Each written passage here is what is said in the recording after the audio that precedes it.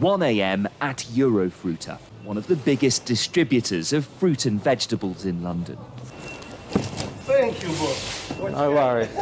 Almost all of this produce was grown in Europe. That's it, yeah. Thank you very much, Danny. And almost all of Daniel's employees are from continental Europe. Before the referendum, there was no problem finding people who are willing to work at night. Suddenly, since then, it's become a real nightmare to get people to come to work now.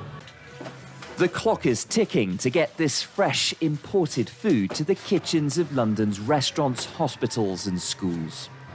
Your normal stuff like broccoli, celery, strawberries, which come from Spain at the moment. And for Daniel, who voted to remain, the alarm bells are ringing as time begins to run out on Brexit negotiations. As we're approaching the cliff edge, we don't know exactly what's going to happen next. But not everyone's losing sleep. This is the trade floor, an employer of 2,500 people. A third of the UK's fresh fruit and vegetables comes from the European Union. It's a trade that's worth 10 billion euros a year.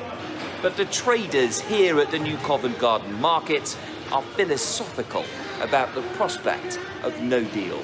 There is potential for it to be a bit of a nightmare, but we have geared up in every way we can.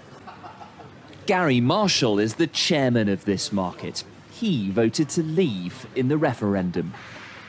It will be the best thing for us if there's a no deal, because we will find a way, as we always have done. Yeah, no problem. Gary believes if and when Brexit happens, he'll be proved right. People that voted to leave are now being said that they're, uneducated and simpletons. Well, I've run my own business for 30 years. I've been successful. I've got a great reputation all throughout Europe, and I'm chairman of the biggest wholesale market in Great Britain. So if I'm a simpleton, what can I say?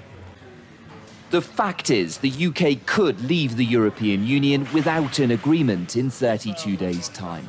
In Britain, people's interpretation of how negatively or positively that will impact trade still differs enormously.